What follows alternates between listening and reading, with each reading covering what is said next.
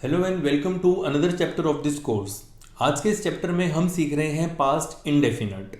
Past indefinite tense के दो symbols होते हैं। इसका पहला सिंबल है आ ए ई, यानी जिस वाक्य के अंत में आ ए ई का साउंड आ जाए, लेकिन ये ध्यान में रखना है कि बात पास्ट की होनी चाहिए, यानी बीते हुए वक्त की।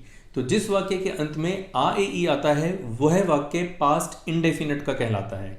इसके लास्ट में था थे थी नहीं आना चाहिए। जनरली लोगों को ये लगता है कि अगर पास्ट की बात हो रही है तो था थे थी भी जरूर आएगा, लेकिन ऐसा नहीं है। पास्ट इंडेफिनिट में था थे थी नहीं आएगा इसके पहले सिंबल में। अब आ ए ई क्या होता है? जैसे फॉर एग्जाम्पल मैंने कहा कि कल मैं अपने दोस्त के घर गया, तो गया आ का साउंड आया।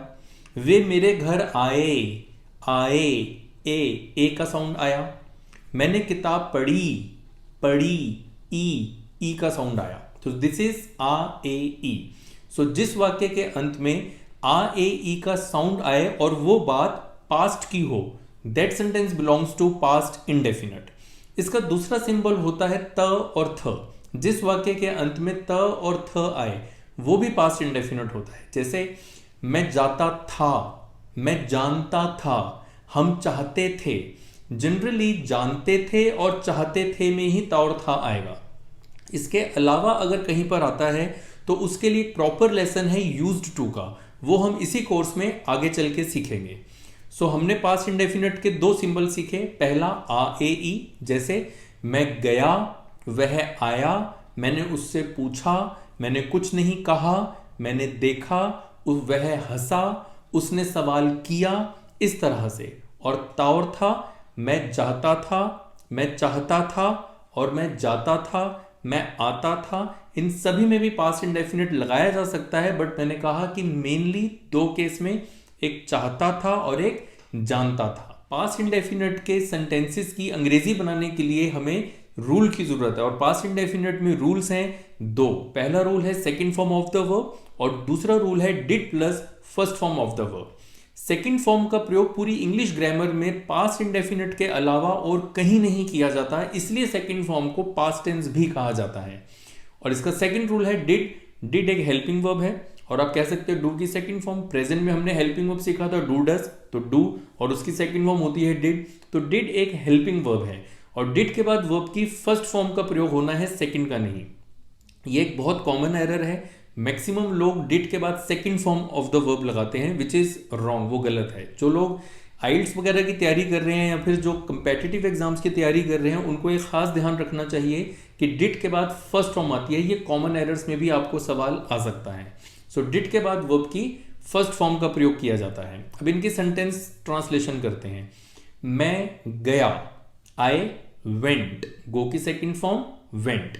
मैंने खाया, आई एट, मैंने देखा, आई सॉ, वह आया, ही केम। चाहे थर्ड पर्सन सिंगुलर हो या कोई भी हो, सभी के साथ सेकंड फॉर्म लगानी है। उसने सोचा, ही थॉट। कई बार हम बोलते हैं ना भाई मैंने सोचा, तुम कुछ और कह रहे हो, सो आई थॉट। आई थॉट मतलब मैंने सोचा। मैंने उसे समझाया, आई एक्सप्लेन्ड टू हिम। एक्सप्लेन के बाद टू का प्रयोग किया जाता है, जो कि जनरली मैक्सिमम लोग नहीं करते। लोग बोलते हैं आई एक्सप्लेन्ड हिम, वो गलत है। आई एक्सप्लेन्ड टू हिम, मैंने उसे समझाया। मैं समझा, आई अंडरस्टूड। मैं थक गया, I got tired. Get tired होता है थक जाना।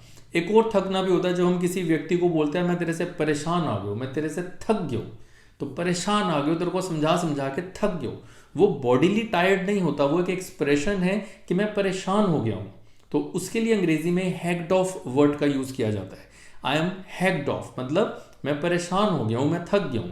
और पास्ट इंडेफिनिट में यूज करना हो सो आई गॉट, गॉट लगाना होगा, आई गॉट हैक्ड ऑफ। इस तरह से हम second form of the verb का प्रयोग करते हैं। अब इसके नेगेटिव सेंटेंसेस देखते हैं। मैं नहीं गया, I did not go. Did के बाद वर्ब की फर्स्ट फॉर्म, सेकंड फॉर्म नहीं। आई डिड नॉट कम, मैं नहीं आया। उसने नहीं पूछा, ही डिड नॉट आस्क। हमने नहीं बताया, वी डिड नॉट टेल।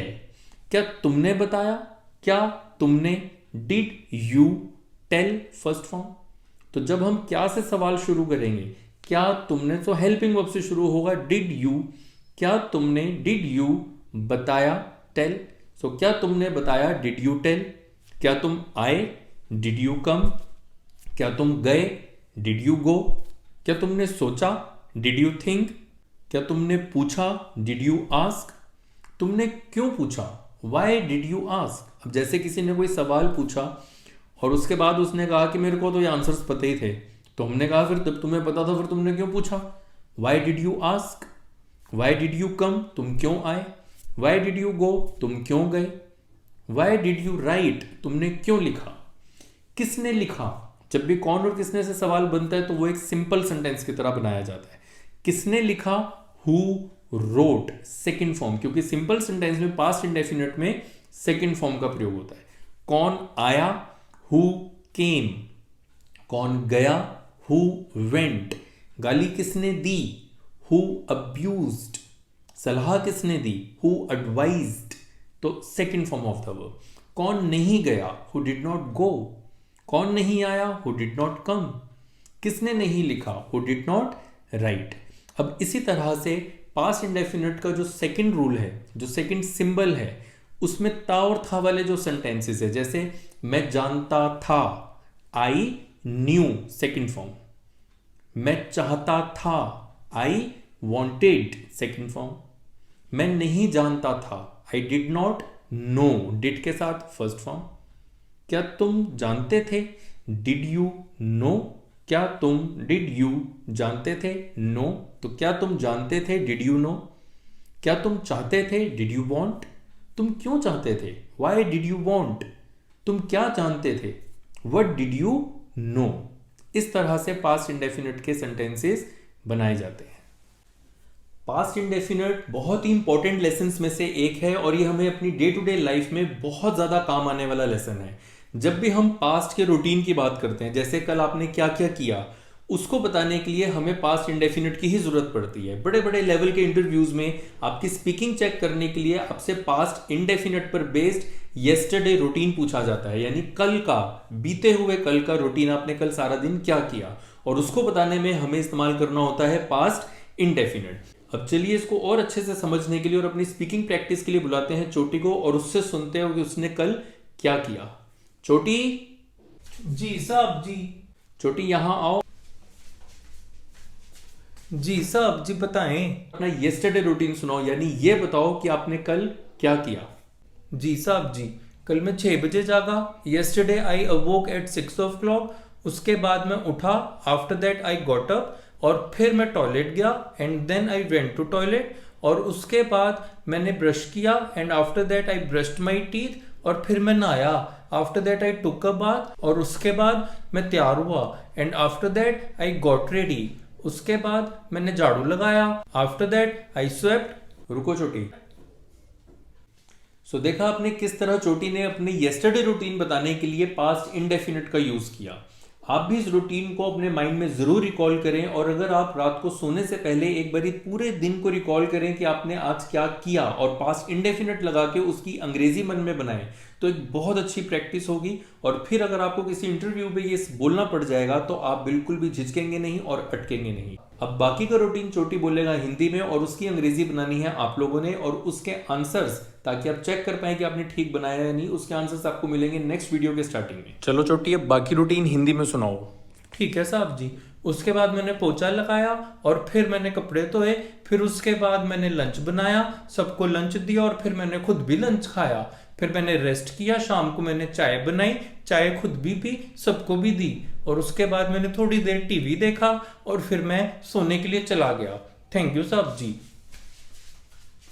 सो इस वीडियो के लिए इतना ही काफी है। मिलते हैं नेक्स्ट वीडियो में, तब तक take very good care of yourselves.